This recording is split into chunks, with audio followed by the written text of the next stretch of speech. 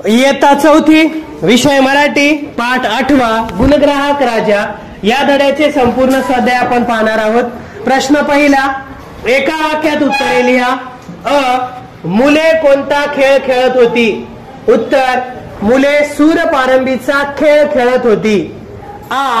महाराजांनी गजाननला कोणते बक्षीस दिले? उत्तर, महाराजांनी गजाननला भरजरी टोपी बक्षीस दिली।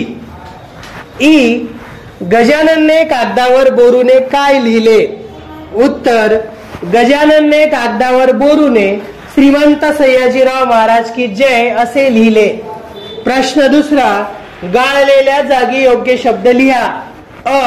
थोड्या वेळाने महाराज टिंब टिंब आले। उत्तर, भानावर। पोर टिंब टिंब घरी परतली। उत्तर, घोडागाडीतून। बघू तुझा टिंब टिंब। उत्तर, हस्ताक्षर। प्रश्न तिसरा, कोण कोणाला म्हणाले? पोरं चपळ आहेत, विद्याधिकाऱ्यास सांगून त्यांना राजवाड्यात बोलवा।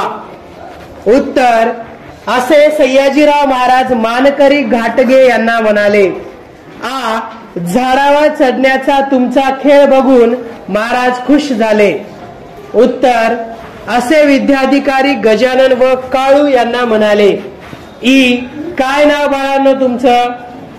उत्तर, असे सयाजीराव महाराज गजानन व काळू यांना म्हणाले। प्रश्न पोरगा गुणी आहे, त्याकडे लक्ष द्या, उद्याचं हे बडोद्याचं रत्न आहे। उत्तर, असे सयाजीराव महाराज विद्या अधिकाऱ्यांना म्हणाले। प्रश्न चौथा, थोडक्यात उत्तरे लिहा। मुलांनी राणी साहेबांना सूरपारंब्याचा खेळ कसा दाखवला? उत्तर, राजवाड्याच्या समोर मोठं झाड होतं। महाराज आणि राणीसाहेब पोरांना घेऊन तेथे आले। झाडाखाली काळू व गजाननने सूरपारंब्याचा खेळ सुरू केला। काळूने सूर हाती घेतला, एक पाय थोडा उचलून पायाखालून सूर दूर फेकला।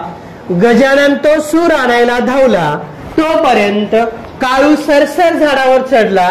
काळू आणि गजाननची झाडावर चढण्या उतरण्याची कसरत सुरू झाली। शेवटी गजाननने काळूला पकडलं।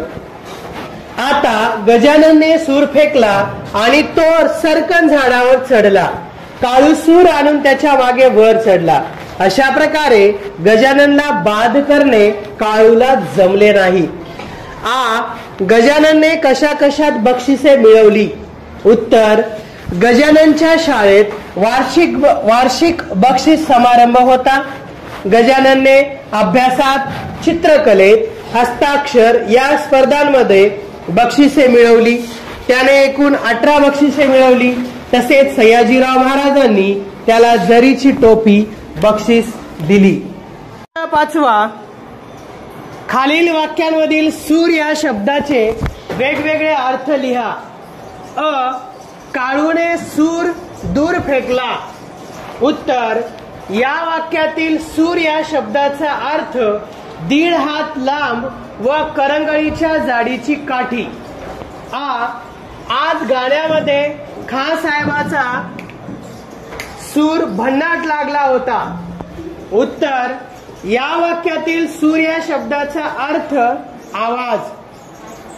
1 2 3 म्हणत मुलांनी पाण्यात सूर मारला। उत्तर, या वाक्यातील सूर या शब्दाचा अर्थ उडी मारणे। प्रश्न 6वा, खालील वाक्यांमधील रंगीत शब्दांचे योग्य अर्थ लिहा। कोणासमोरही हार न मानणाऱ्या पैलवानाचा हार घालून सत्कार करण्यात आला। उत्तर, 1 हार पराजय, 2 हार फुलांची माळ।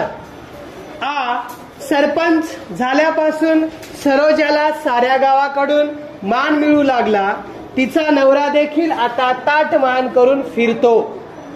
उत्तर, पहिल्या मान याचा अर्थ आहे सन्मान आणि दुसऱ्या मान याचा अर्थ आहे स्वाभिमान। हातात तीर कमान घेऊन झिंगूरने नदीचा तीर गाठला। उत्तर, पहिल्या तीर, बाण, दुसरा तीर, किनारा असे अर्थ होतात. ई खळखळ वाहणारं पाटाचं पाणी पाहून देवजी परतला, घरी आला की लगेच पाटावर बसला. उत्तर पहिल्या पाटाचं उत्तर आहे कालवा, अर्थ कालवा होतो. आणि दुसऱ्या पाटावर म्हणजे बैठक. असे आणखी शब्द शोधून वाक्य बनवा. तर या पाठाचे संपूर्ण स्वाध्याय सुंदर अक्षरात लिहा आणि वाचन करा.